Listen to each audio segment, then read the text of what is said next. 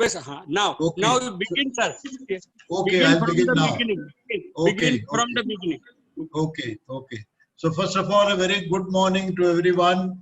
It's really good to see such a large number of people coming to the Indore study group of Krishnamurti teachings. I'm especially grateful to Dr. Gajanan Rao and Mr. Harsh Tankha, who has been very kind to join us again. Our speaker for today is Mr. S. Gopalan, who is a known figure in Krishnamurti circles. But for others who don't know him, I'll give a brief introduction. Mr. S. Gopalan is a former teacher of the Valley School, Bangalore. He has a bachelor's degree in physics and is a chartered accountant by profession. After 8 years in the industry, he came in contact with Krishna in 1980 and became a parent of the Valley School in 1982 and joined as a teacher in 1983. He presently resides in the campus of the Valley School. He has written 2 beautiful books, From Bud to Blossom, and the second one, which has come quite recently, which is a sequel of the first one, 1 + 1, Infinity or Eternity. It's a pleasure to have you, sir, and I'm really, really thankful that you agreed to our request and you have agreed to talk to us. Mr. Gopalan will be talking about a theme which is very interesting, J Krishnamurti, more misunderstood than understood. With these words, sir, I'll just tell you the format of this talk. You will take about 45 minutes to maybe 50 minutes to complete your talk. And after that, Dr. Gajanan Rao and Sri Harsh Tankha will share their observations on it for about 10 to 15 minutes each. And after that, we'll take questions from the participants. So please go ahead, sir. Welcome. Thank you very much for this opportunity to present my views at this forum. The title of the meeting is rather provocative, and it is meant to invite a lot of challenges and a lot of hopefully animated discussion, if nothing else, later in the talk. Between 1983 and 1986, Krishnamurti referred to the story of Nachiketa from the Katha Upanishad at least 5 times. And it has also come in the Kitchen Chronicles. So I'm beginning with this deliberately because this is the first misconception that I would like to say we have made about Krishnamurti, which is that he discarded all spiritual text. He did not discard anything. What he asked was, why do you believe that there is God? Why do you believe in anything that you hold dear? So the question really that he asked was, why do you believe? Why do you follow? Why do you worship these spiritual texts? They are, after all, only words. Words cannot be sacred. What is your motive in doing all this? This was the question put to us. The texts themselves were never commented upon. So in the Sanatan Dharma of this land, there are said to be 108 Upanishads, of which maybe 15 or 20 are available to us today. But I would say Sri Ramana Maharishi is another Upanishad, Sri Aurobindo is another Upanishad, Krishnamurti is another Upanishad, and these Upanishads go on adding, because what after all is an Upanishad? Upanishad literally means a student sitting down devotedly near the teacher and listening. Now, do we not sit in the same way and listen to Krishnamurti, whether it is live or recorded? All the great teachers, be it Ramana, Aurobindo, Ramakrishna, Vivekananda, did they not do exactly the same, except that each one of them did it in their own words, expression, language, and style. So, my question is, are we mimicking Krishnamurti because he seems to be realized and has said that he has never read a single scripture? So, and that brings me to the question, why do we feel the need to mimic, copy, or imitate? What is our motive behind? Is it something that we want to acquire, we want to get? And who is it that has this want? So these questions come to me from listening to a statement like that. Now, Krishnamurti has said, word is not the thing. Now, communication is the attempt to convey the essence of a feeling or a perception of experiencing. Word is only a symbol, and thought can only function through symbols and images. All language is the outcome of thought. So then we come to these two words which Krishnamurti used again and again, fact and reality. Is not all fact and reality within the realm of thought? So when a statement is made by Krishnamurti, that's a fact, undeniable, true fact. There's no argument with this fact. But still, all the facts remain in the domain of thought, and all reality is in the domain of thought. So, fact and reality cannot be truth.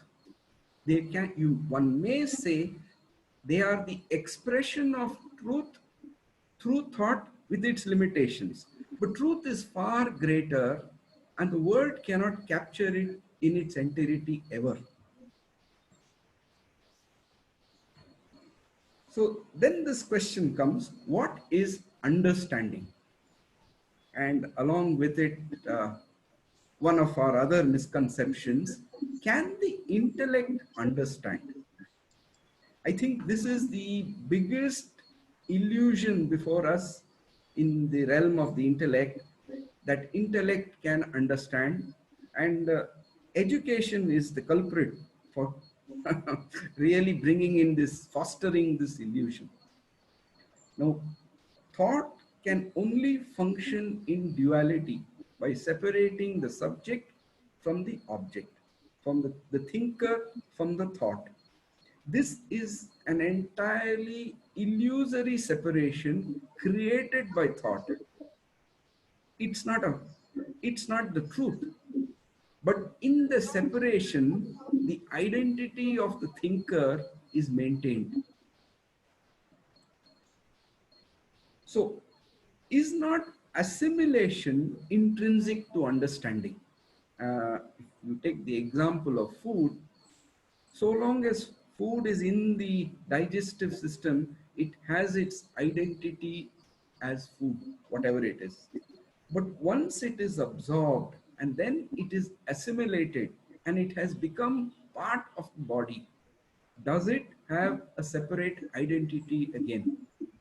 Does it not become one? Is not understanding similar? In understanding, there is no separation, there is no identity. It has to be one intrinsic part. And here comes the limitation of language. In day-to-day usage of English language, knowing, understanding, perceiving are all synonyms.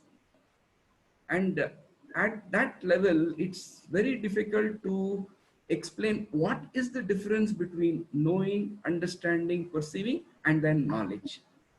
So sometimes I feel it's beneficial to think in another language, not translate. Translation is a comparative study, an analysis by the intellect, but thinking in a language involves something else. If you look at the English language, its roots come from Latin and Greek. If you look at any of the Indian languages, the root of that is Sanskrit. Now, language and culture are intertwined, and thinking in multiple languages facilitates understanding independently through those languages. It's a matter of perspective, not thought understanding. Perspective is different from thought. Just to give a very simple example, if you wanted to say goodbye in English, you just say that, goodbye. But if you were speaking from French, now the French have a different degree of separation there. If it's a goodbye with the idea of meeting you very soon, they say au revoir. But if it's a permanent kind of a goodbye, you don't expect to meet somebody again, then you say adieu. And therefore, that language has that communication of that difference between adieu and au revoir cannot be translated. It's a feeling.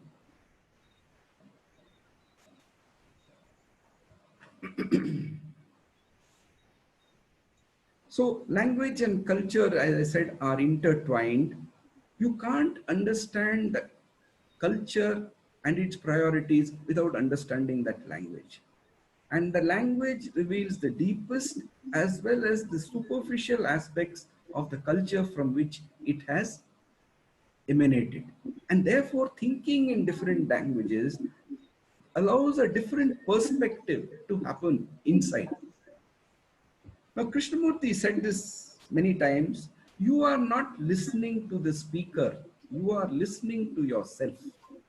And he went into great length into the process of listening. Now, we can see in ourselves that the process of listening begins with sensations. The sensations come together in the brain. There is that instant of perception, and an instant later, thought arises, attempts to capture the essence of that perception and articulate it or record it. Now, are not these three distinct, separate processes which we think is one continuous and unbroken process?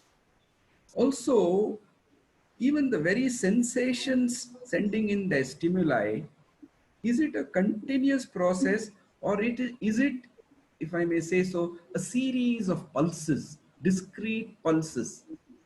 So when I articulate what I listen to, that articulation must come through the entire thought and its conditioning, must it not? Now, that raises a question, what is thought? Now, we know that thought arises from the brain and memory. Both these are required for thought to happen. But what is thought? It doesn't seem to be something solid. It seems to be more in the nature of a field, like a magnetic field which emanates from the core of a magnet. And thought also seems to have two sides of the same coin. One side is recognition and the other side is imagination. I don't know if it's possible for you, but I have tried. It doesn't seem to be possible to have only one aspect of thought. One cannot only recognize and let imagination not happen. And one cannot imagine without referring to some memory. So they seem to be two sides of the same coin. Once you enter into thought, there must be recognition and there must be an imagination. And in that imagination is the conclusion, everything involved. So that was the first misconception. The second misconception I would like to state, and will probably generate a little more heat, is Krishnamurti never negated tradition. What he said was, we accept, unfortunately, the authority established by tradition. Can tradition bring order? The word tradition means to hand over, hand across. And also, if you go into that word deeply, you will find the meaning. It also means being treacherous. Please listen carefully. The word tradition not only implies the accepted meaning to hand over from father to son, the whole movement of tradition, but also it implies to be a traitor to the present. So authority is not negated. What is really being asked is, why do we feel the compulsion again to feel this authority which tradition seems to exert? Is not all language itself tradition handed over? Hence, is not all thought tradition? Therefore, should we throw the baby out with the bathwater by saying that anything that is old, how old? We don't say, but anything that is old is tradition. So tradition facilitates one kind of an authority, the authority of it being old by so many years and all that which comes with it. Why do we give importance to authority? Is it not because authority enables us to dominate? And this urge to dominate, is it an urge of the human being, or is it an urge that we have inherited from the animal, which is still deeply in part of our brain? Because we can understand in the realm of the animal, the need to dominate. Does a human being need to dominate? So if you look at the various kinds of authority, I listed 12. There's the authority of might, the authority of tradition, the authority of belief, the authority of experience, the authority of knowledge, the authority of the interpreter, the authority of lineage, the authority of memory, authority of parents, authority of teacher, authority of the law, authority of what others say. Of these 12 uh, forms of authority, only the authority of might is related to the physical body. A tall policeman or a tall soldier is impressive by his very size. But all the other 11 elements are only at the level of the psychological, available to the intellect to exert. So, authority allows the possessor to dominate. It enables the smaller to dominate the larger. And just like David was able to overcome Goliath by that manipulation, the intellect uses its capability to manipulate to overcome its something that seems larger than the intellect. And is that not why we have said knowledge is power? Because knowledge gives the ability to manipulate the opponent. So, this compulsion to dominate, does it not arise out of insecurity alone? If when you feel completely secure, is there an urge to want to dominate at all? So now we come to the next misconception. I put this because this has been covered a little bit in the books. The, the problem of thought. Now, the misconception here, if I may say so, comes because of taking what we hear literally. The whole problem of thought, creating fear and trying to give significance to life. If one readily goes into it, one sees it to be a problem of thought versus being. So one asks, what is the place of thought in our life? Seeing, contact, sensation, then thought takes over. You, the image created of you sitting in the car driving it. This we have heard many, many times. Now, my question here is, thought is a tool. It's an instrument. It has no life or energy of its own. Thought is a field that arises from brain and memory. It's a capability of the body. Why is thought a problem?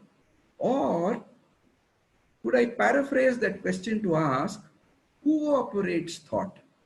We assume that thinker, the self, me, mine operates thought.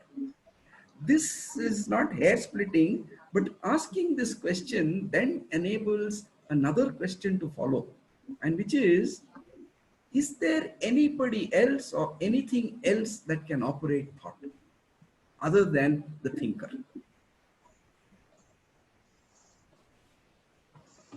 So, what causes the thinker to rise at all? Now, this has been called Maya, the greatest mystery, and Krishnamurti has narrated that story of Narada asking Vishnu, what causes Maya? So, I won't go into the Narada story today, that will take too much time. But is it that as thought itself has no substance, the thinker has no substance either, and therefore, deep down, self, me, mine is aware that it has no substance. Once thought switches off, the I is no more, and therefore, it deludes itself into believing that it has all the capabilities and qualities of life itself. And is that not why I say I understand? And is this not the beginning, the basis of all illusion? Now, Krishnamurti asked this question, can intelligence operate thought? And this intelligence that he is talking about is not the manipulative capability of the intellect. We have to keep that in mind. Intelligence is not heritage, whereas consciousness is heritage. Do not translate intelligence as God. Now, that intelligence can use knowledge, that intelligence can use thought to operate in the field of knowledge, and therefore its operation is never dualistic. So, David Bohm responds, the language of intelligence must be different from the language of thought. And Krishnamurti answers, intelligence has no language, but it can use language. The moment it has language, it is back again in the field. That intelligence having no language is not personal. It is not mine or yours. The next misconception is that Krishnamurti has negated all practices associated with religion. So he said, similarly, religion has very little importance in our lives. You may go to the temple, do puja, wear the sacred thread, repeat words and mantrams ad nauseum, but that does not mean you are a religious person. That is merely the expression of a mechanical mind of very little content. And on the topic of mantra, at one particular talk, Krishnamurti said, if you repeat every morning for 20 minutes, in the afternoon 20 minutes, and another 20 minutes in the evening, they bring you a certain quality of quietness, this constant repetition. You can just as well repeat Ave Maria or Coca-Cola or any other mechanical repetition. So, listening to talks like this, we do form an impression that any mantra, any chanting is repetition. At another place, Krishnamurti talks about the religious spirit. A human being is a true human being when the scientific spirit and the true religious spirit go together. The scientific mind is very factual. Discovery is its mission, its perception. It sees things through a microscope, through a telescope. Everything is to be seen actually as it is. From that perception, science draws conclusions, builds up theories. Such a mind moves from fact to fact. The religious mind is completely alone. It is explosive, new, young, fresh, innocent. The innocent mind, the young mind, the mind that is extraordinarily pliable, subtle, has no anchor.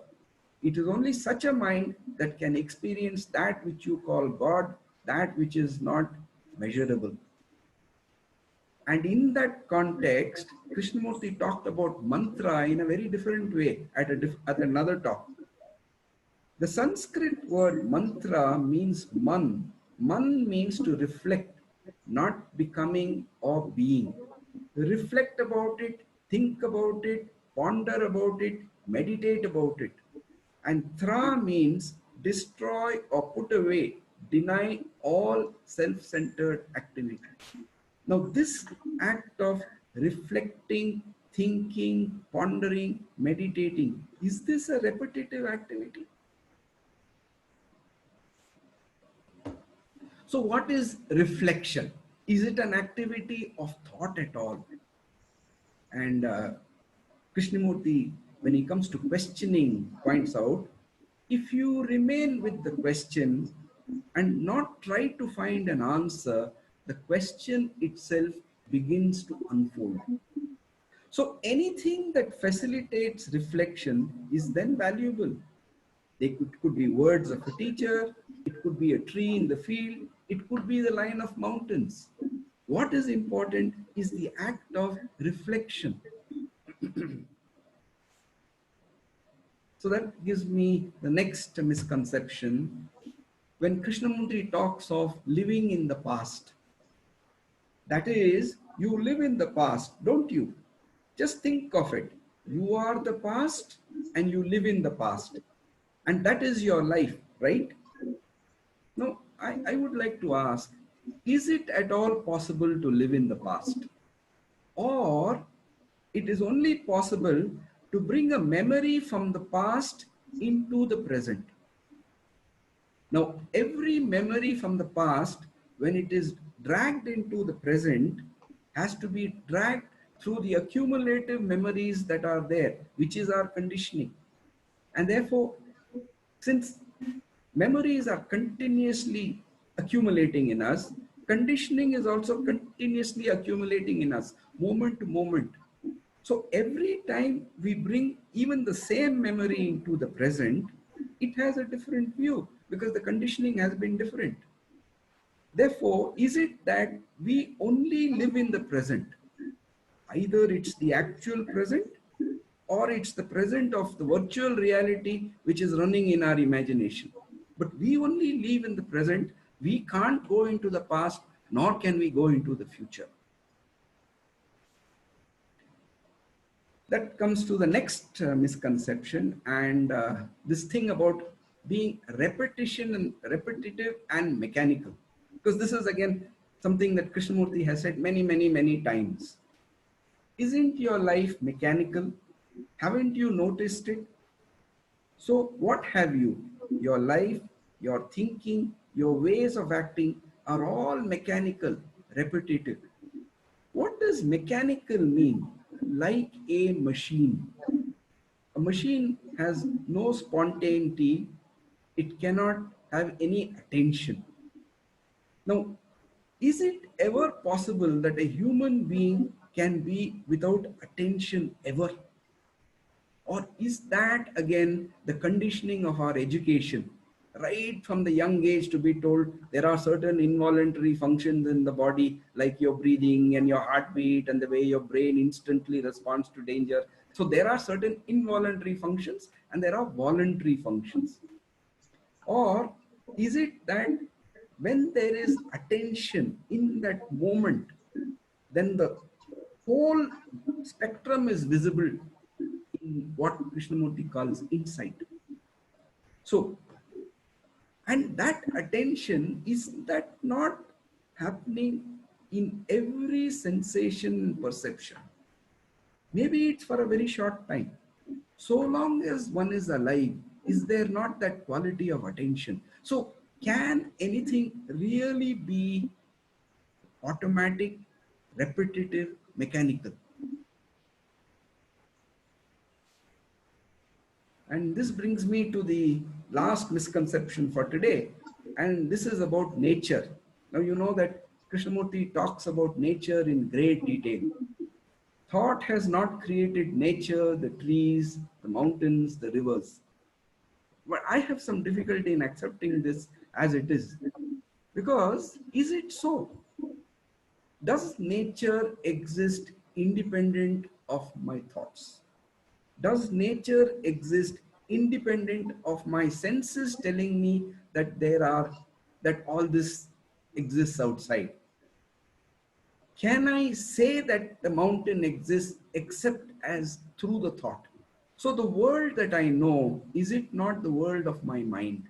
The world that I know, which I can talk about, that state of experiencing when I am in contact with whatever outside is whatever it is. But the moment it comes into the realm of expression, is it not the world of my thought? So, has not thought created nature, the trees, the mountains, the rivers that I can talk about? And therefore, I ask, why do we form these misconceptions? Is Krishnamurti an authority to us? And I would unhesitatingly say, of course he is. So, just to read a passage from what he said, go into it, sir. Please be skeptical. Don't accept a thing that the speaker says. Find out, investigate, not tomorrow, but now sitting there. Go into it, find out. Put your passion into it, not your fanaticism. Then you will begin to discover. Now, we listen to Krishnamurti making this statement, but do we really take on the responsibility of that investigation for ourselves? So, and not doing that, does it not bring about this complete absence of originality and creativity in our lives? And here one must say education is the primary culprit, because the essence of the education system is to teach conformity. Yes, sure, we allow a longer tether, a longer rope, but however long the rope, so long as it is tethered to a stake, the freedom is restricted to the length of the tether. So, why is it that we teach conformity in subtle and gross ways and not allow that originality, that creativity to flower? So, what is this importance of creativity in living? He has no authority, he does not follow anyone because he is a light unto himself. And that a light arises from self knowledge. It is the liberation that comes into being when the individual completely understands himself. The religious man is one who is creative, not in the sense of painting pictures or writing poetry, but there is in him a creativity which is everlasting, timeless. And then Krishnamurti goes on to say in this context about attention, observe a tree completely. Listen to the sound of the breeze in the tree, birds fluttering, landing on the trees, calling of an evening. Just to listen, to observe. When you do that, the implication in that observation is that you bring all your attention to it. It's like focusing strong light on something. Then that very light, that very flame destroys that which is turned on. So we are now talking about this flame. In chemistry, they talk about the heat triad. For a flame to burn, it requires three things. There has to be fuel, there has to be oxygen, and there has to be a certain temperature, a heat maintained. If one of these three is missing, the flame goes out. I'm bringing that as a simile for the human being. Every human being is born with this flame. It can't be given to him. That flame is that flame of life, and every being has it. But he needs these three: the fuel, the oxygen, and the heat, if that flame is to survive and blaze. So, what is the fuel? Are not sensations the fuel? And what is the oxygen which maintains that flame? Is it not desire? What is that thing which provides the heat? Attention itself. So when you have this combination of sensations, desire in attention, in that flame, the sensations and the desire are burnt, are they not? And the heat remains. So the question to me here is, what will keep this flame alight and blazing? So to return to the beginning, I started with the Katha Upanishad. That was a story from the Upanishad. What understanding does it reveal to me? So to me, it's the essential story of Nachiketa. There are three characters: Vajasrava, the father; Nachiketa, the son; and Yama, representing the timeless. Vajasrava is the self-me mind who thinks about happiness and self-preservation, attempts to cheat death by making worthless or insincere offerings, just as our self does all the time. Nachiketa is that quality of discrimination which is questioning, is this right? Is this right? And Yama is the energy of the timeless, where the questions go and the answers come from. So, is it possible to be original and discover the meaning for oneself every time afresh? So, there is no learning from somebody. You are learning as you walk, as you explore, So, there is no authority. So the questions I now have for everyone, including myself, from all this quiche which I've put together is one. We have money, intellect, education, a job, yet we are afraid to chart our own path, blaze our own trail. Why? Why are we hesitant about being original and creative? Why are we always seeking to Hello. conform to what the majority or Hello, society hello, does? hello, hello, hello, hello. Why this perpetual Hello, search hello. for illusion of security through conforming? Okay, Does okay, having money, okay, intellect, okay, education, job dampen okay. flame instead of encouraging it? These are the questions that I have for you and for myself. So thank you very much for this opportunity to be able Sir, to share these thoughts. sorry to disturb you, sir, but I could not hear the question because there was some noise in between. Can you please repeat the questions? Okay. So the questions are, we have money, intellect, education, job, yet we are afraid to chart our own path, blaze our own trail. Why? Why are we hesitant about being original and creative? Why are we always seeking to conform to what the majority or the society does? Why do we need their validation for everything? Why this perpetual search for illusion of security through conforming?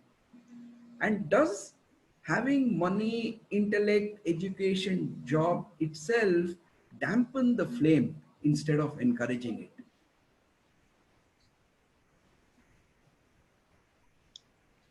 Thank you, sir. Thank you, Mr. Gopalan. Thanks a lot. Very thought-provoking discourse. You have given us lots of food for thought. Since Harshji has to leave at 12 o'clock, may I request Harshji to please go ahead with his observation, which will be followed by Dr. Gajanan Rao. Harshji, please. Okay, can you hear me now? Yeah, we can. Right. So, lots of things you said, Gopalanji, and you're perfectly right. I can see that your purpose is to be provocative because there are many things to say about many things that you said. We could talk about facts and actuality, we could talk about understanding, what does it mean, we could talk about thought and imagination. You mentioned all these things, and but if I can say something more general, these seeming contradictions and in what Krishnaji has to say, misunderstandings or whatever, they basically arise from paying too much attention to the words, as you have said that he is using, right? Now, now let me say something provocative as well. I would suggest that when we listen to a talk of Krishnaji's, the words, the description, what he's saying is not the actual content of the talk. The actual content, and he says it explicitly, all his life he has said it, that what he wants to do is to point to a state of intelligence, an awakening of intelligence, a quality of mind, whatever you want to call it, which is capable of observing the truth, which is capable of not getting caught up in Maya or illusion or all of that. And that is his interest. So I would suggest that don't listen to the words, but ask yourself this question. What state of mind would you have to be in to be able to say the things that he's saying? Where is he speaking from? What is that state of mind? Because that is what he's showing you. That is what I think he's pointing to us. Not this much about meditation and this.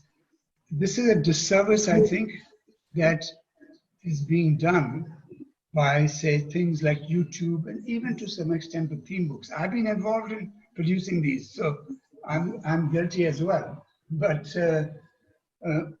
when it says there's a 20-minute excerpt of Krishnaji talking about meditation, it gives the feeling that this is what he talks about meditation, or he talks about relationship, or love, or this, like many people do. Many wise men over the years have spoken about these things.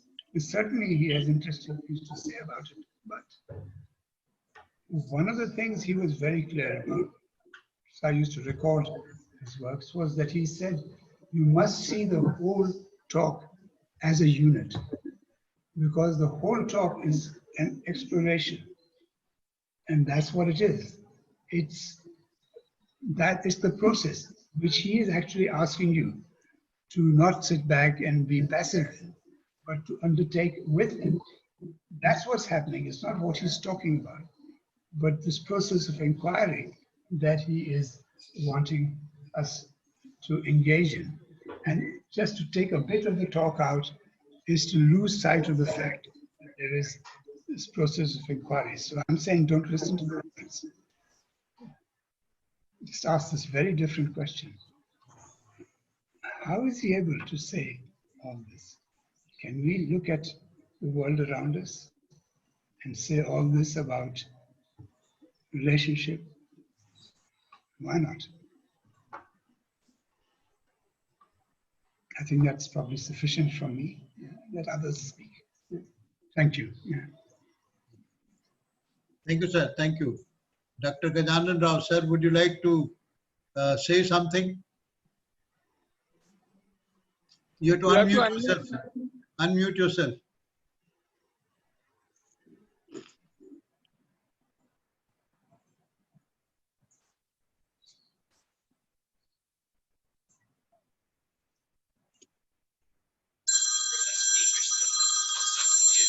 Professor D. Krishna. Sir, you are still muted. You're still muted.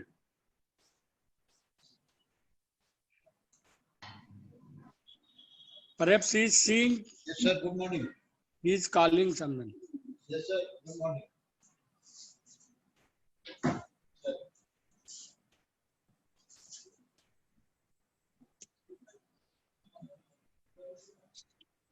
Sir, we are not able to listen you. Dr. Saab, you have to ask someone to unmute. You have to unmute yourself.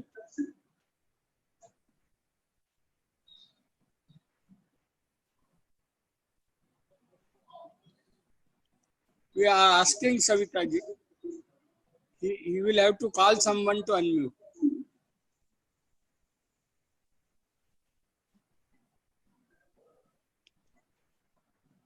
That is the only sacred pause which he gives.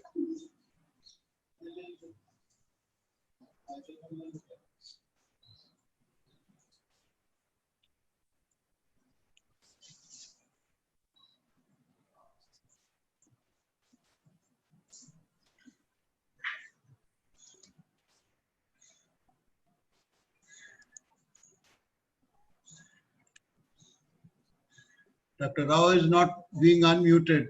I think he has some problem. So I can ask a question till Dr. Rao gets on the line to Mr. Gopalan. Sir, you talked about authority.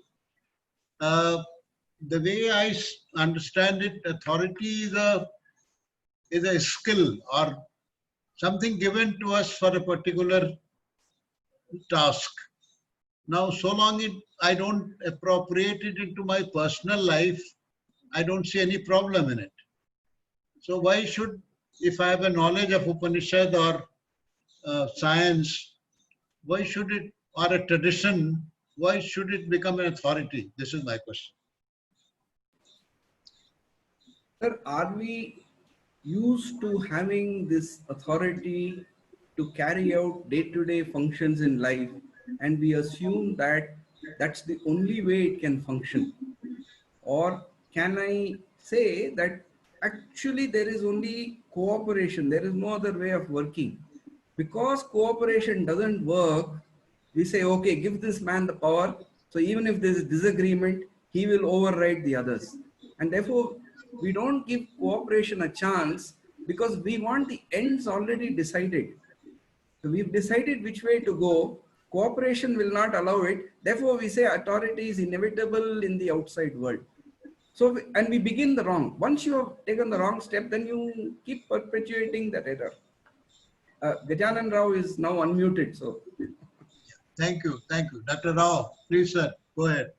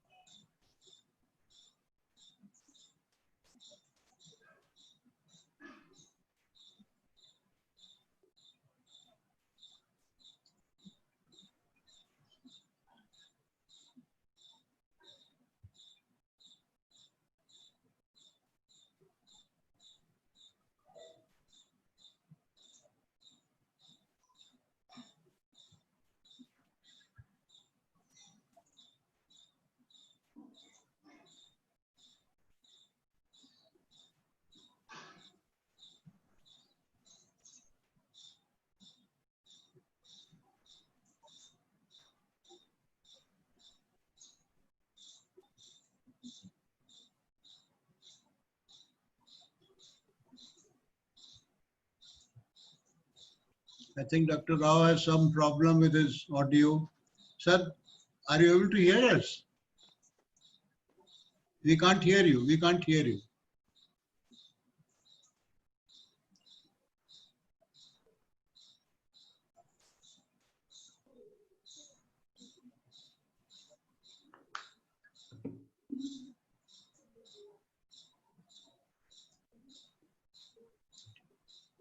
Dubey Yeah.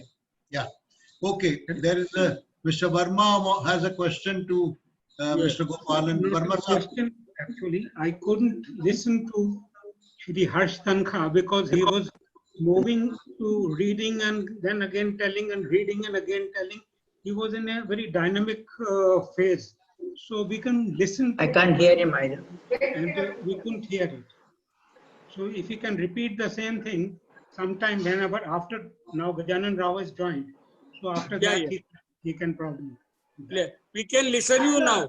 Doctor, please go ahead. Please go ahead.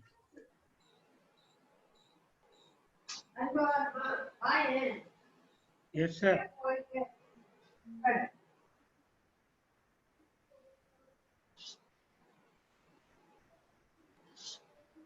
I think Dr. Rao is having problem with the audio.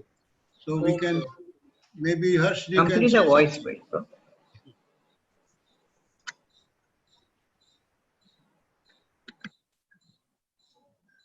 Shall I say something?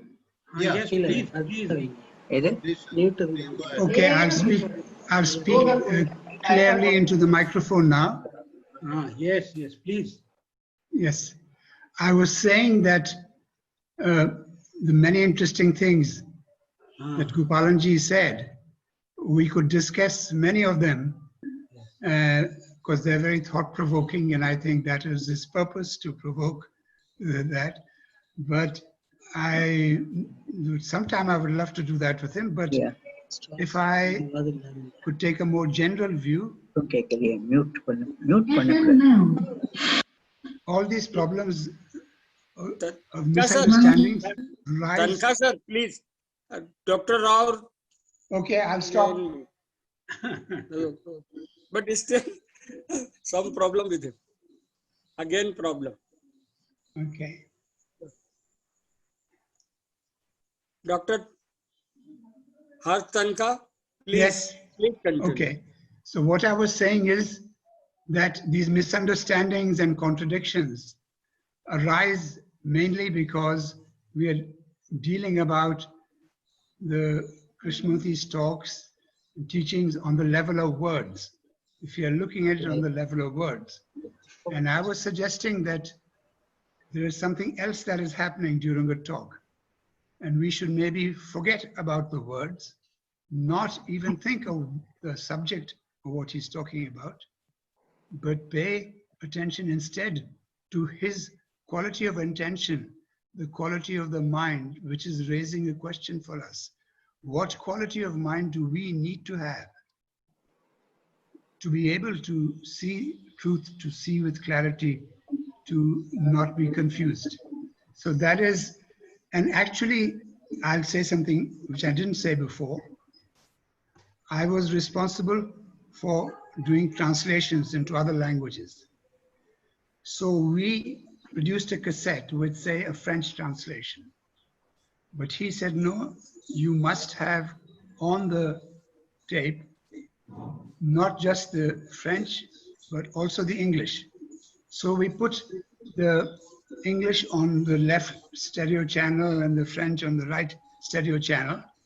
And he said, this is because even if they don't understand the English, the sound of my voice is also carrying a message. The way I speak is also carrying a message. That's, about where, so that's one of the things to say, that it isn't small, there's something non-verbal happening which we need to pay attention to. And also that, I've lost the thread of what I'd been saying before. So anyway, maybe Gajananji is ready to speak. Can you hear me now? Okay. Yeah, we can. Well, I wanted to, half a minute, I take really thank Gopalan. I'm very fortunate to be here to hear him. I never heard him at a length like this, except his writings now and then that come in the email. Thank you, Mr. Gopalan. We are very happy. And I also ask why he hadn't spoken at so many occasions, on so many occasions where we had talks, 4 talks, 5 talks in gatherings. Maybe he had shied away, I think. Otherwise, he should have spoken. Such clarity, such boldness, such authority. You're right. I think we are sort of carried by winds as they come. We don't challenge ourselves and act many times. We don't have the strength to stand authority, and we succumb more often than not. It's an eye-opener to me, sir, your talk today. I have heard him say mantras are nonsense maybe, but he had also said 3 days ago in a lecture, mantras in some old lecture. You don't go to temples perhaps, he said. When you go to a temple, large one, go inside and listen to the mantras that are chanted. You know, sir, the mantras that are chanted, they always say we, us. Even the most powerful Gayatri, the content is, give us that light. Let us understand that light through the sun or whatever. I don't remember the exact words, but it is asking for us all that wisdom, that jnana. So it is for us. Togetherness is in any mantra chanted in Sanskrit. So it does attach a lot of importance. Probably, as he said, it does attach a lot of good tradition, rich tradition. He would like us to throw away. He said the tradition in Eskimos followed. They would bring a goat or some flesh and would like all the family and neighbors to share. So they had such generosity. That tradition was rich, therefore, that way, inviting others to come and share whatever one had. There is no selfish thought till he said the white man entered the place. So he has said two things. It's for us to understand, not blame him for conflicts in himself. But I would want to ask Gopalan sir to explain a bit. What does it mean when you say truth? It's not reality, right? What would you interpret truth as in words? Is it equivalent to God? Is it equivalent to that unknown vastness? Or what is it? You didn't bring that word maybe today. You said fact. And then, when the mind is silent, meditative, not a thought crossing. I don't know the state. I am imagining, as you said, thought imagines. But I do think there could be a state of mind like that. Occasionally we have gone through, we don't recognize. So that silent mind, the empty mind, is it something that walks very near to the other? The content gone of the consciousness, does it give a lot of space to enter another world? So, right? And intelligence, you said, is nothing to do with divinity, the way I listened. But intelligence uses thought. And when it does use thought, then it doesn't go and press an atomic burst for destruction. So intelligence is goodness, then intelligence is some divinity in it, or intelligence is divinity itself. I would like to know from you these two things: truth, silent mind, and this. When he said, refers to an innocent child, very innocent child, just born and growing. He said, sir, they are with it because of the innocence they have. I've heard him say that. If others have heard him, I'd be glad to be seconded. Innocence is something. So he said, sir, let the child continue in you for a long time. Don't throw it out as you're growing. They're really very valuable suggestions for good life, for a conflictless life. And we always lived by authority. Now for 2 days I lived authority by Swaminath and Gopalan. I don't know. I am influenced by words, and particularly people talk after going into all this for a long time, not completely laying your science away, but I have a feeling scientific minds can maybe understand these things better. So the old and the conflict between the old and the new. The new not allowing the old to come in. The new mind, let us say. The new mind is not contaminated with the past, is what I understand, what he says also.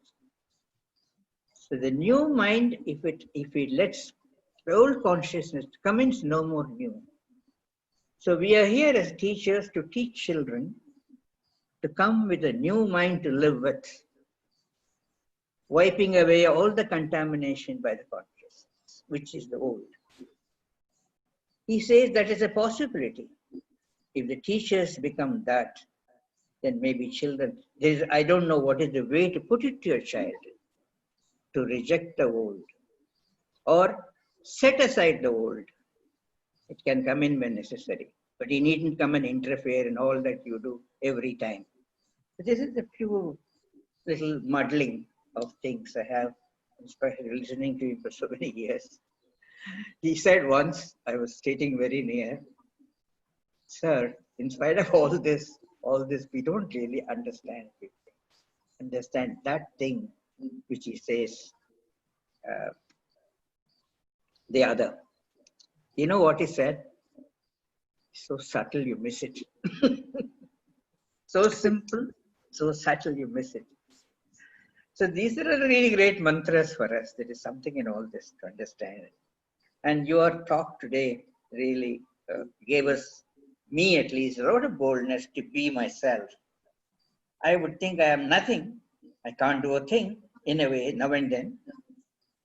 It really, you really brought in a little flame to everybody. I don't know if it is oxygen desired or not. Like that conversation between Narada and Mahavishnu is very interesting to understand Maya completely. Yes, sir, please tell us a few things I asked you. And one day or 2-3 days, I don't know, after he finished his talk, he was in the room. He seems to have asked, I wasn't there, what was he talking today? Sir, I don't know, but it was a very good talk. Somebody said, but I didn't know what I talked. That gave us to understand something else talk sitting in him, really. A kind of eerie feeling one had. Sir, proceed. I don't want to say anything more. I really like to meet you sometime when weather allows it. The coronavirus goes away. Come to Valley often I've stopped. Gopalan sir, tell us something more about some things I asked. Sir, I'm Thank not a you very found. much. I'm not a Thank you, found to Doctor. give all Thank the you. answers. The questions are for all of us to give answers. But I will just take that one point you raised about truth. Can we ever know truth? You know, this is again the problem of language. Knowing truth is a state of being in it, and when you're being in it, you don't know it. So this knowing and known, the English language it's a difficulty there. So, but it's not as hopeless as or as pessimistic as you put it, because I think in every moment of experience that we have, the opportunity is given to be in it and experience it. We don't have to talk about it afterwards. But somewhere, this whole attempt... In what? See, this... Experience. Whatever we are doing, mundane or serious, is it possible that one's complete attention is what one is doing? Because the way technology helps us to multitask is to bring in inattention. And therefore, I think it becomes more and more difficult to be attentive to something, because we've got into the habit of multitasking and something else has to be running. And we have to be making better use of the time available. That's a commercial aspect, better use. These are very deeply in. But at least in education, and particularly at the younger ages, where this pressure is not yet there, can we really stretch that period where attention can flower? And this, the government has now given the opportunity. I don't know how many will take it, but they have said you can start school from the age of 3. From the age of 3 to the age of 10, that's the best time to have the school. I think after that, we have lost the children really. But none of us can teach in a school of that kind, because we know too much. we need young people who can move at the level of the children, have that match that energy and go with them. That requires a completely different team.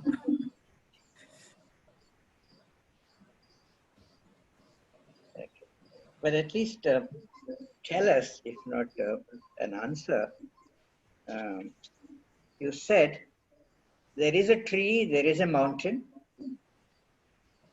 Which you look at it, as you are absorbed by it and the beauty of it, you have got very near to it, to the extent that there is somebody singing, you become that if you're interested in music and you have lots of love for it.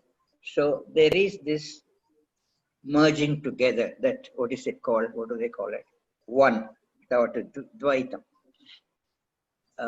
So undivided states of you or that. So there, where is thought? You also said even in that where he says a tree and a mountain, the thought completes it. Something like that, he said, didn't you? Yeah, this is our difficulty from a very, very early age in life. We're encouraged to express, record, and then there is the recognition, the applause for it. So we take that as granted. Huh? So we need this validation from outside. It's like even a football game. There's no fun in a football game if the stands are empty and nobody's cheering. So the cheering is as much a part of the playing. If without one, the other is useless, is how we look at it. So we may talk about doing something for its own sake, but do we know what it means to do something for its own sake? And is that not something one brings in at a very early age in life? Somewhere this whole model of education which we have, which is tower blocks, all tables lined in a row, and then a year by year progress, and then an exam, it takes the opportunity out for that. Child in the beginning does that, something by herself or himself, building something, all absorbed. But then we are habituated to run to parent and say, come and see Amma how it is. That has already come in. Thanks to our help. Right. One's appreciation. Thank you, sir. Thank you. Thank you, sir. Thank you. My pranams to Shobhaji when you go home. Or when you're in home, maybe. Yeah, Special thanks to Dr. Saab Sir. for coming and giving this sacred pause for technology purpose also. Thank you very much. Thank you. Must let others talk, sir. We are usurping that time. The members of the Okay. Okay, Dr. Verma here. Mr. Verma was saying something. No, it is because he's not there now. Mr. Tankha has left, I think, this. Tankha is gone. He has already warned it. Because he I said, wanted hello. I Dinesh Wagmare. I wanted to ask one question to Mr. Swaminathan. Yeah, please go ahead. Can Go you ahead, Dinesh. Go ahead. Sir, I want to know the clarification on one point that Krishnamurti said, suppose I am having any deep-rooted emotional trauma or something in my psyche, which is very deep-rooted, say an experience of the old hurt feeling. Krishnamurti said that if you see the truth of it, if you perceive it and your perception is there of the truth of it, then it will be automatically dropped. So, practically it doesn't seem to happen. So, what you have to say is, what is the misconception involved in this? Yeah. See, when we listen to him giving that suggestion, are we already attempting that suggestion saying, if we do this, this result will come and it will come in this measured time, which I should be able to recognize.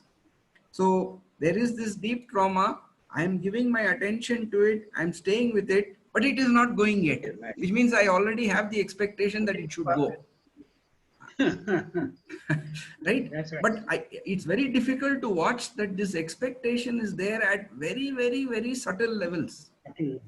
So to be able to do something, I can't say without an expectation. I can only say, can I be aware deep down of the motive that is driving me to do everything? Can I be aware of the motive at that time? Not post-mortem in hindsight in analysis. So can I, in anything that I do or where I am, can my attention be so complete that I'm also aware of what is it that I'm seeking through this? If I am not seeking, will my thought even rise? But can any such action be without motive? So can I be aware of the motive? Not say there should be no motive, but can I be aware of what is this motive? I want freedom from this suffering, or I want to experience that state of peace. What is that motive? Can I just name it for myself? Okay. So you mean to say that Yes, one has to be totally with it. That's right. Thank you, Wagmare. Give opportunity to ask someone else, please.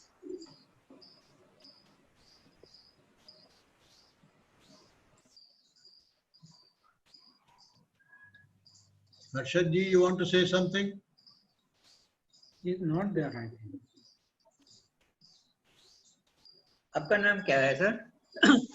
Harshad ji, yeah, go ahead. Are you able to hear? Yeah, sure. Okay.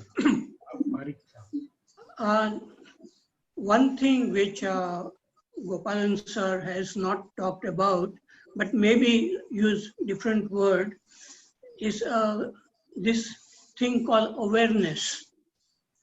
So what is awareness which is not thinking? Such as, so image which comes to my mind is like in a dark room, there are many people, they are walking and they are colliding with each other because they are not able to see it. But if someone turns on the light, then these people, they can avoid colliding with each other. So our mind is also like that. There are many thoughts which are going on without awareness, which is like being in a dark. So these thoughts will create many problems, fear, anger, jealousy, all that. But if this light of awareness comes, then these thoughts can exist, but they will not create any problem. They will avoid creating problem. So the main thing in this field of spirituality or religion is about awakening of this awareness which is there in us, but it is buried under many, many layers of thinking. And this awareness is not awakened. And so our life becomes full of problems. So this is one thing which that is the real intelligence. And what happens that when we study in schools and colleges, we acquire too much knowledge of the world which is outside, but we have not looked inside, like when we get angry, what is behind this anger, why it comes. So when this kind of question, what is boredom, what is jealousy, how does it come? So looking inside, maybe there is this awakening of awareness or intelligence may come. That's what I will finish. Thank you, Harshad bhai.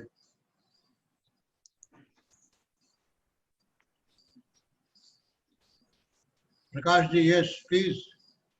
Go ahead. Unmute yourself.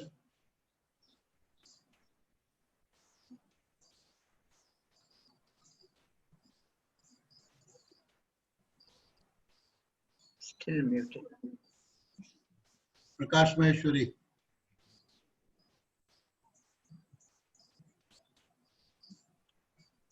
Then Savita ji. After that, Savita ji.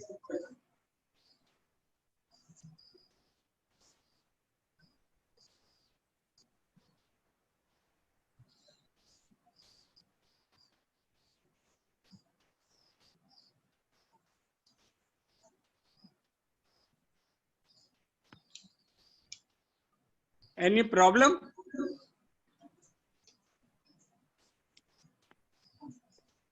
He is not able to unmute himself. Yes, Savita ji, please ask Savita ji to ask the question. She is ready. Yeah, go ahead. Go ahead. Go ahead. Gopalan, so my question is to you. You said कि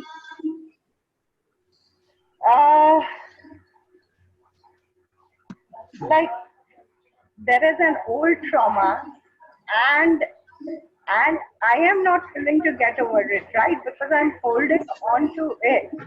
And unless I can see the real cause why I'm holding, what is my motive to hold on to this? Because as Krishna ji said, there may be a certain situation, but to suffer or not to suffer is my choice, isn't it? So how do, I mean, all said and done, sir, but there must be some way that I can actually remember all this when that trauma comes up and start showing up from the past instead of letting me experience the newness of this. Yes, sir, thank you. So somewhere deep down in our own conditioning, is not hope a very integral part of our life? We think hope has a very great place. Mr. Soni, please mute yourself. Mr. Soni, please mute yourself. Nihal Soni.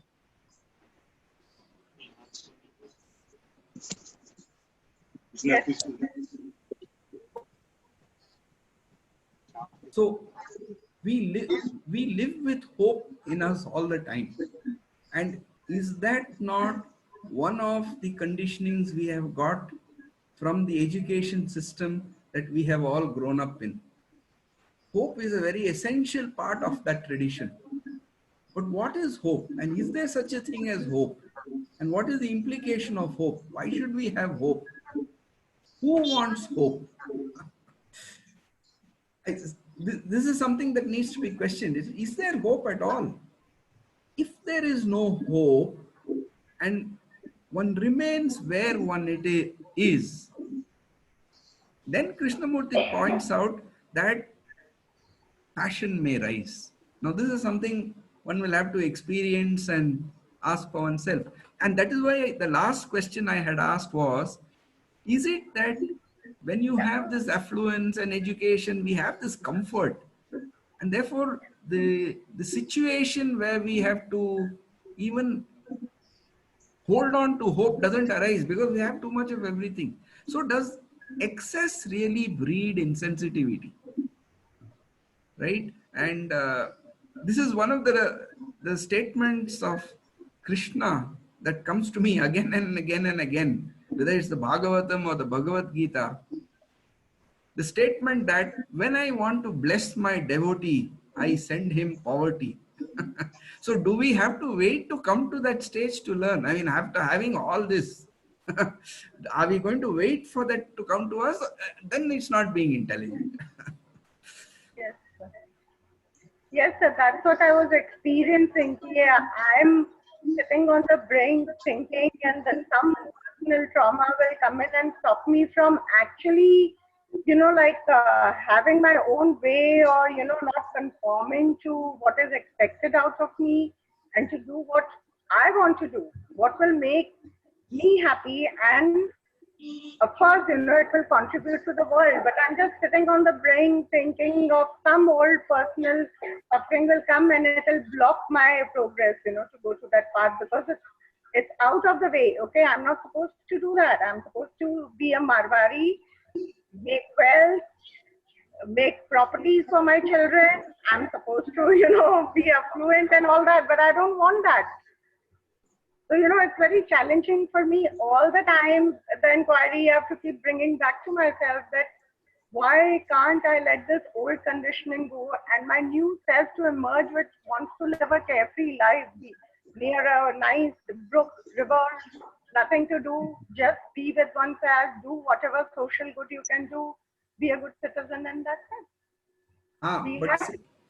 it. But see the trap we are falling into. I want to be a good human being. I want to have a pleasant life. I should be able to contribute to the others, right?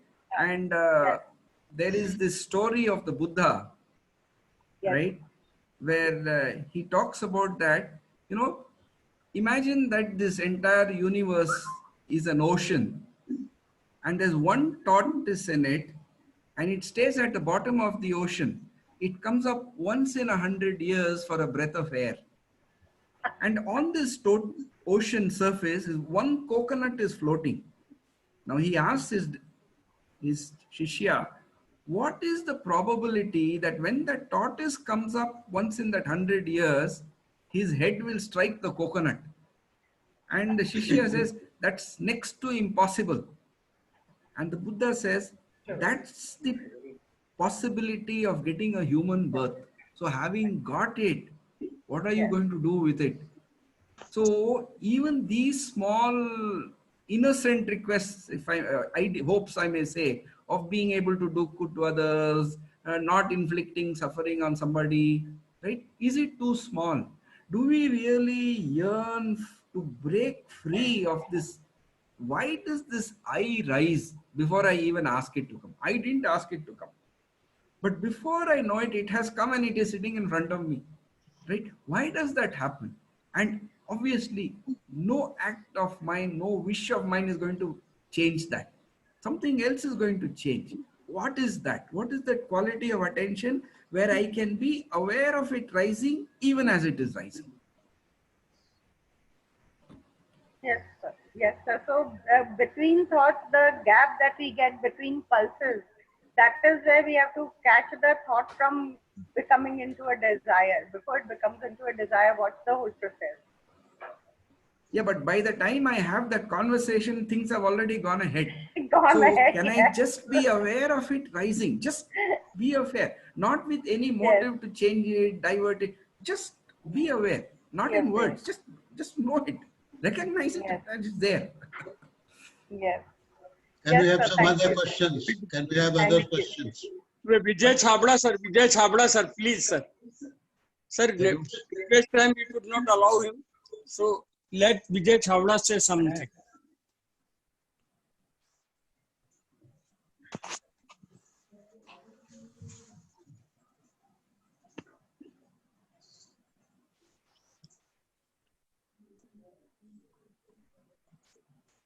Problem with Vijay Chhabra? Yeah, Hello. Yeah. We can hear you now. Yes. Yeah, you can hear me? Yes. Can you hear me? Yeah.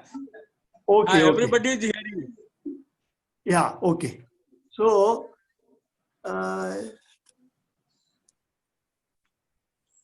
yeah, okay.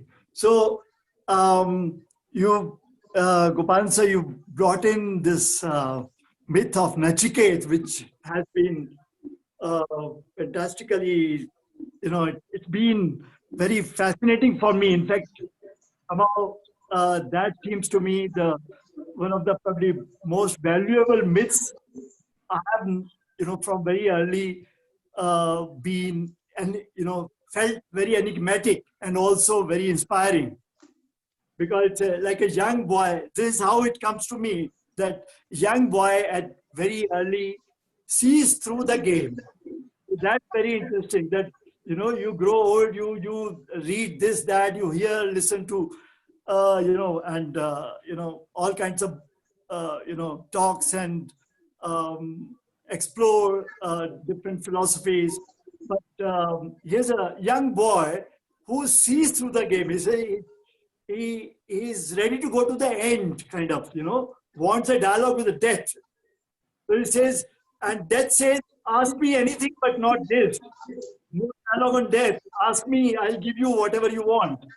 And he says, no, I'm not interested in anything. So somebody who sees through the game so early, so quickly, and says, I want to go, because at the end of all that, I have to come to you. So why not now?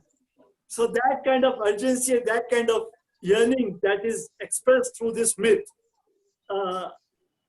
So that's been very, enlightening. But at the end, when you were asking this question, that it's like, in my own words, I would say that we understand what is, some way connect to the feeling of fullness of heart, and which there's a sense that's what resolves everything. And your question seems to suggest there's something that has no cause. What will bring it about? What will bring about something which has no cause? So this is how I listen to your question at the end. So and you can only see whatever is being driven. You can wake up to the motives, you can wake up to whatever is happening, but to demand or put a question, what will bring about something that has no cause, what will you do? No, but if you can see that Yeah. I is the cause of all my problem and it is sitting there before I am even ready for it, then I have to ask, look, Yeah. is there some way this I will not be there when it will not be ahead of me, ahead all the time like this? That is why that Maya, what is it that causes this fellow to rise up in the first place? Yeah. Not to add to it, not to strengthen to it, all that we can do. And that is where again and again it comes, it has to come to you. So you see, we keep talking of content of consciousness, but today we are able to understand. Today, we couldn't, I don't think I would have understood this 20 years ago. Today, with this cloud computing and all that is happening here, one can understand that memory doesn't necessarily have to be stored inside the brain. It could all be outside somewhere, and our brain could just be a receiver which is accessing memory. The moment you visualize it that way, it becomes clear that there is only one common pool of memory. So you change, you will change that common pool. That becomes so clear to understand. So the only task that I have is, look, can I watch this in myself? I don't have to do anything in the outside world. At least at this point in life, can I just watch here and watch it coming and see what happens? Right, right. But will you say that this sense of separation, which is somewhere fuzzy, when you look at, where you draw a line, like the general watching can happen, you watch, listen, senses are, awake to whatever extent they are. And the I seems to come to being or comes into force in a way, only when there is this sense of separation. And when you actually look at it, where do you draw a line? I don't see a line. I don't see a line. The moment you watch it, it begins here, and there is actually no line. And that does it. How does that arise? That is for me this sense of separation is what makes for me in a way. That's how there's a very nice poem written by by an Austrian poet who says, "What separates you is you." Very succinctly, she put it this way: "What separates you is you." So you is made up of your separation, which is imaginary in a way, which is fantasy, which is illusory, which doesn't, it's not there. The moment you question it, it's not there. It doesn't stand test examination. True, but the message of Krishnamurti, or the authority that he is that just because you have memory, I doesn't have to arise. And that is why to me the question is, thought is an instrument. There's a binary situation. Either the self-me mind will be operating the thought, or intelligence will be operating the thought. Both are at different planes. It's an on-off switch. You choose between this or this. So we are used to thinking that we operate that instrument of thought all the time. What does it mean to allow intelligence to operate? Which means the memory is not destroyed. The memory is there. But this illusion of I doesn't rise, and which is why I can only watch it rising, because unless there is a motive, will the I rise? So to be able to watch the motive of every thought as that thought arises, that obviously means a pace of life where you don't have too many things to do, your attention is not pulled in 10 different directions. Obviously there is a style of life which facilitates that. And I think that is where Krishnamurti's exhortation to take retreat makes sense. So when you take a retreat, you are freed from all those burdens. But then to fill the time, if we need to have a book to read and then somebody to have a dialogue with, we are again seeking that same filling up of the time. That's its habit. So sometimes just to be able to take a retreat and stay quiet and see what happens from that. I'm in retreat. I'm in Jalna. The last 3 months, I'm quarantining myself. Very good. Here is lying on a hill slope. I didn't tell the authorities I'm in this business of quarantining. So, yes. Chabla sir, if you are in retreat, please arrange YouTube conversion of all these lectures with name Indore Circle. I am requesting to everybody whomsoever do it, please do it and put all these lectures on YouTube with the name Indore Circle. That is my request. If anybody can help me, it is welcome. You are only in retreat, you can help. Chabra Sahab can do it. Yes, we can. Yeah, that can be done. That can be done. You send the recordings, we'll put it on YouTube. Yeah, I used to send recording to you all the time. No, I've got 2 or 3, not all. I've got 2 or 3 when I requested you. But we can do that. That can be done. Yeah, I will be going it to do. But you have to put name Indore Circle, because this is my problem, that Indore people can also listen on YouTube by clicking Indore Circle. That is what I want. Okay. Thank you very much. One small question, sir, to Gopalan ji. Whether in watching cognition. Last question, as usual, Last question. Last question. Take 5 minutes only.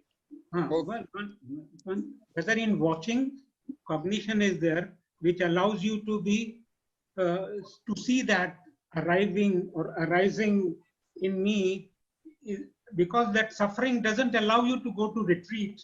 You see that whatever it is, it may be anger, whatever it is.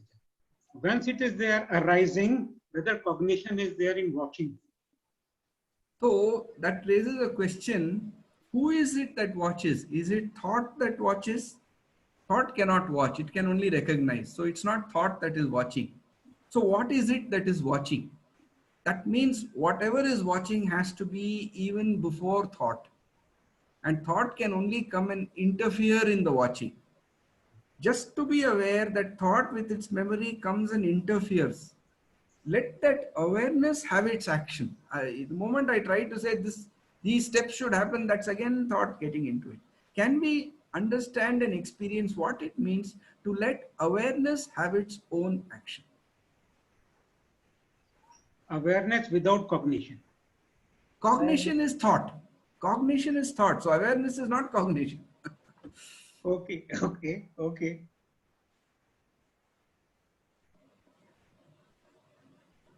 Should we end, Jan Sahab, now?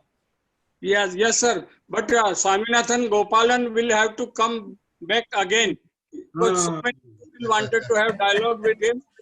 So this is the only thing which I can say him. And second thing, he has promised me to arrange as Jayaram on some other date.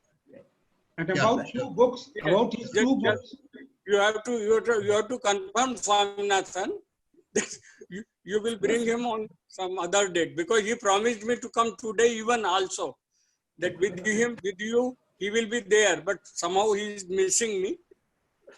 I am missing him. So please arrange this, and there will be other date will be given to you, so that everybody can be satisfied. You always canvas for another day. Two books. Dr. Sahab, your guidance is needed every day, every time. So be with us, Sir, please. I have a question. Last question. The question is There should not be last but one. Session? Yes, Last sir. Is there a question, last similar but one will session be not allowed. Last but one will be not allowed. Last question is allowed. Please. Sir, is there a session next Sunday also? Yeah. Yes, Same. yes. Same. Every Sunday we have a talk at 11 o'clock. Next Sunday we have Mr. Dr. Amresh Amresh. Kumar, who was principal of Rajghat Basic School and principal of Sayadri School. He's the trustee of the foundation. So he'll be talking to us next Sunday at 11 o'clock. Who is it? Okay. Who is the man? Yeah, thank you, Mr. Gopalan. Thank you so much. Thank you. Amresh sir, Bye-bye. Amresh sir. Amresh. Amresh, sir. Thank you, Dubey sir. Okay, I am bye-bye. thanking you. Bye, everyone. Bye. Thank you, Swaminathan ji. Thank you, sir. Thank you. Thank you, Gajanan ji.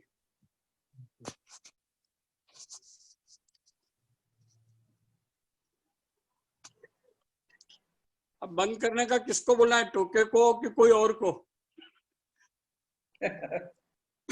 I don't know who will close it.